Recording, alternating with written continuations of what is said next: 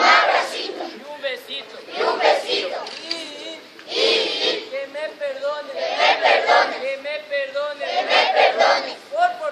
Por portarme. Mal. Te quiero mucho. Mamita.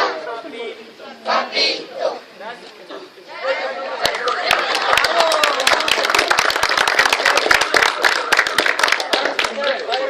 Papás, patrulla, ¿cuál es nuestro lema?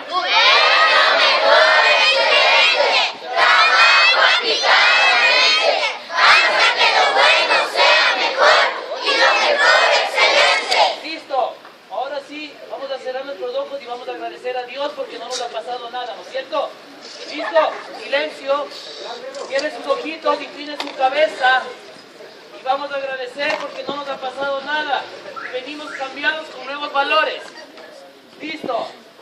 Gracias, Señor, te damos gracias por estos momentos, porque estamos todos sin ninguna novedad. Te agradecemos porque nos hemos portado bien y en esta semana hemos aprendido valores, los cuales vamos a poner en práctica con nuestros papás. Te pedimos, Señor, que nos tengas siempre cubiertos con tu sangre y tu manto poderoso. Gracias, Señor. Nuevamente, para ti, Padre, te entregamos nuestras vidas.